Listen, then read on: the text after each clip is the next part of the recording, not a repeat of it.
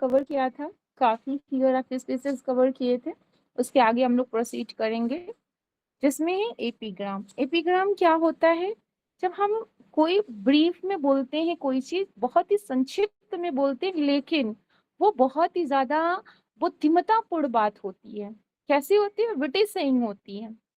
Then here is a definition like an epigram is a brief saying. It ends in witty turn of thought. Like example आप देख सकते हैं, the highest art is the conceal art. The highest art is to conceal art. सबसे अच्छी कला कौन सी होती है? जब कला को हम छुपा के रखें ना, to conceal art. सबसे अच्छी कला होती है कला को छुपाना। Vision is the art of seeing things invisible. Vision is the art of, ऐसे पूरा ओवरऑल आप ऐसे समझिए कि जब हम कोई ब्रीफ में बात बोले, लेकिन जो उसका एंड होता है, उसका जो मतलब निकलता है, जो उसका सार निकलता है, वो बहुत ही ज्यादा लॉजिकल होता है, बहुत ज्यादा विटी होता है, बहुत ज्यादा जिसे बोल सकते हैं वॉइसफुल होता है। Right? Understand all of you? आगे देख लेते हैं। Yes okay, euphemism. यूफेमिज्म क्या होता है? जब हम कोई खराब चीज, डिसएग्रीएबल थिंग्स को बहुत ही ज्यादा अग्रेबल नेम देकर यूज करते हैं। मतलब ऐसे समझिए कोई ऑफेंसिव वर्ड से उसके लिए हमने अच्छा वर्ड यूज करके प्रेजेंट कर दिया, वो होता है यूफेमिज्म। ठीक है, देखते हैं डेफिनेशन क्या है। In euphemism, a disagreeable thing is a presented by an agreeable name, like you are telling me a fairy tale. अब फेरी टेल मतलब क्या होता है? झूठी कहानी कहना। अब मैंने फेरी टेल कह दिया, ठीक है ना, मैंने झूठा भी नहीं कहा आपको। और अगर आप समझ रहे हैं कि फेरी टेल का मतलब क्या होता है, वो आप समझ भी गए कि हम कहना क्या चाहते हैं। ठीक है ना, मनगढ़ंत कहानी आप सुना रहे हैं हमको, मतलब झूठ बोल रहे हैं आप हमसे। He has fallen asleep। ठीक है, ही हैज फॉलन asleep, जिसे बोल सकते हैं कि आप लोगों ने एक कहावत सुना होगा कि जब हम जगते हुए सोते हैं तो उसको कोई नहीं जगा सकता, जो सच में सो रहा है उसे ही जगा सकते हैं। ठीक है ना। नेक्स्ट देखते हैं, he was his Majesty's guest for 5 year. ठीक है, तो यहाँ पर भी हम वो वर्ड ना यूज करके एक यूफोमिज्म यूज किए हुए हैं। ठीक है ना, ताकि सामने वाले को बुरा भी ना लगे। ओके, आगे देख लेते हैं।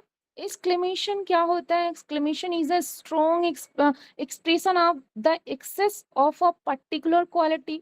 लाइक जब सरप्राइजिंग कोई चीज के लिए हो, जैसे what a piece of work is man. जब लाइन कहाँ से लिया गया है? हेमलेट की है। और कहता कौन है? हेमलेट स्वयं कहता है। ठीक है ना, तो यहाँ पे बहुत ज्यादा सरप्राइजिंग शो कर रहा है। और यहाँ पे मार्क्स भी आप देख सकते हैं, एक्सक्लेमेशन मार्क्स भी लगा हुआ है।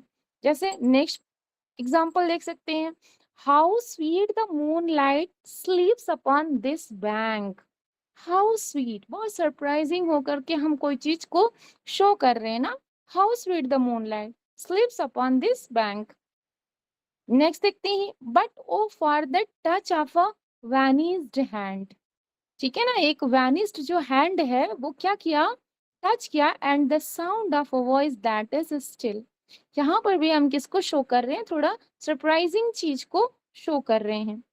नेक्स्ट आता है हाइपरबोली। हाइपरबोली क्या होता है? हाइपरबोली इज एन एग्जैगरेशन और over statement for a sake of making a greater impression. जब कोई चीज हम बढ़ा चढ़ा के बोलते हैं, ठीक है ना, तो उसके लिए हम हाइपरबोली उसको बोलते हैं। कोई भी चीज, जैसे सपोज दैट आपने कई ऐसे जोक्स भी सुने होंगे कि आपको पता है, दो भीख मांगने वाले जो बेगर्स होते हैं वो बात करते हैं। पहला कहता है, अरे आपको पता है कि मेरे पूर्वज बड़े अमीर हुआ करते थे। बोले अच्छा। दूसरा बड़ा आश्चर्य क्या बोलता है कि अच्छा तो क्या आपको मिला, क्या कर क्या रहे हो? बोले अरे उन्होंने पूरी दुनिया मेरे लिए छोड़ रखी है, कहीं पर भी जाके अपने धंधे को करो, मतलब भीख मांगो। ठीक है ना, तो ये क्या है? हाइपरबोली है, बहुत ज्यादा एग्जीग्रेटेड चीजों को शो करना। ठीक है, जैसे देखिए एग्जाम्पल में, all the perfumes of Arabia will not Sutton this little hand. अब ऐसा कैसा हैंड है कि अरेबिया के पूरे परफ्यूम मिलके आपके हैंड को स्वीट नहीं कर पा रहे हैं, उसकी महक को नहीं हटा पा रहे हैं। ठीक है, ओ हैमलेट। देखिए ये जो है कहीं ना कहीं आप लोग को कंफ्यूजन में कंफ्यूजन क्रिएट कर सकता है कि क्या ये वो तो नहीं है, क्या कहते हैं उसको, अपोस्ट्रोफी तो नहीं apostrophe, है, ठीक है ना, क्योंकि हाँ, ये कहीं ना कहीं आपको अपोस्ट्रोफी में कंफ्यूज कर सकता है। जैसे O Hamlet, thou has cleft my heart in twain, ये बोलती कौन है, गर्ट्यूड बोलती है, ठीक है। तो यहाँ पे अपोस्ट्रोफी नहीं होगा, रीजन क्या है, रीजन ये है कि जब ये बोलती है गर्ट्यूड, तो उसके सामने हैमलेट रहता है। और अपोस्ट्रोफी में कल हम लोगों ने क्या पढ़ा कि पहली शर्त ये होगा कि वो डेड पर्सन होना चाहिए, दूसरी शर्त क्या है, वो अब्सेंट पर्सन होना चाहिए, तीसरी शर्त क्या होगी, वो इनमेट थिंग्स होनी चाहिए। तो यहाँ पे हैमलेट जिंदा भी था, सामने भी था, तीनों चीजें इसमें लागू नहीं हो रही है, ठीक है। तो ध्यान रखिएगा, इसमें कहता है कहती है जो गर्ट्यूड कि O Hamlet, thou has cleft my heart and twain, तुमने मेरे हृदय को दो भागों में फाड़ डाला। तो यहाँ पे क्या है, ऐसा कैसे हो सकता है कि किसी के हार्ट को कोई दो भाग में फाड़ डालेगा, तो एग्जेगरेशन शो कर रहा है, ठीक है ना, हाइपरबोली है। नेक्स्ट एग्जांपल है, why man if the river were dry, I am able to feel it with tears, क्या ऐसा हो सकता है, कोई कोई छोड़िए, पूरी कस्बा मिलके, टाउन मिलके, शहर मिलकर भी अगर रोना स्टार्ट कर दे तो भी क्या किसी रिवर को वो कर सकता है, क्या किसी पॉन्ड को वो भर सकता है, नहीं कर सकता, ठीक है। तो ये एग्जीग्रेट थिंग्स है। आगे देख लेते हैं, ये एनुंडो, एनुंडो क्या होता है, जब कोई चीज हम हिंट में बात करते हैं, जैसे कोई लड़की या लड़का बहुत ज्यादा मस्त एकदम गुनगुनाता हुआ अपने गली मोहल्ले से निकल रहा हो, तो पड़ोसी देखती है, बोलती है अच्छा आजकल बड़े गुनगुना रहे हैं शर्मा साहब के बेटे, मतलब समझ रहे हैं, वो कहीं ना कहीं कुछ तीसरे तरफ इशारा करता है ना। तो इनुंडो क्या होता है, a thing is hinted without saying it plainly, directly हम कोई चीज कहे बगैर ही वो चीजें हम बोल देते हैं, जो हमारा दिल दिमाग में होता है, खासकर ऑफेंसिवली डायरेक्शन में ये चीज जाता है। जैसे he did not consult physician for he hoped to die without them, ठीक है। आगे देखते हैं, there are two times in man's life when he should not speculate, when he cannot afford it and when he can, ठीक है। आगे देख लेते हैं आयरनी, आयरनी तो वेल नोन है, इसको थोड़ा सा अच्छे से देख लीजिए, इसमें बहुत बहुत चीजें आपको मिलेंगी। जैसे irony is a device by which a writer expresses a meaning which is quite contrary to the apparent one, मतलब जो चीजें हम कह रहे हैं जस्ट उसके अपोजिट उसका अर्थ निकलता है। The difference between appearance and reality, जो दिखता है, बोलते हैं ना, जो दिखता है वो होता नहीं, जो होता है वो दिखता नहीं। जहाँ पे ये इस आयरनी को आप इस तरीके से रिलेट कर सकते हैं। इसमें देखिए वोल्टेयर हो गए, स्विफ्ट हो गए, गिबन हो गए, हेनरी जेम्स हो गए, थॉमस मैन, ये सब क्या है, सुप्रीम आयरनिस्ट हैं।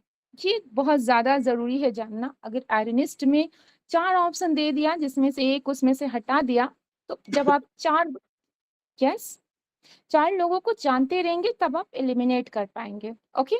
जिसमें आप देख सकते हैं verbal irony is the basic way of irony, it has two meanings, what the speaker intends and what the listener makes out of it.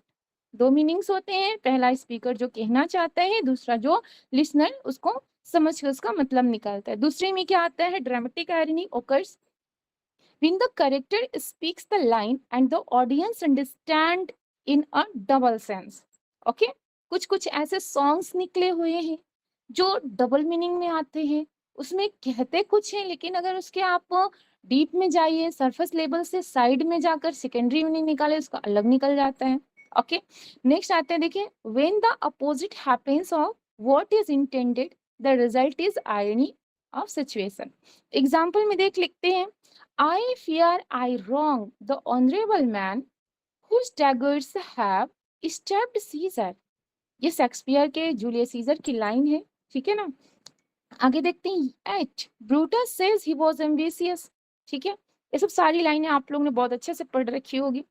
And Brutus is a honourable man, एक प्रकार से irony की जा रही है, भी Julius Caesar से है।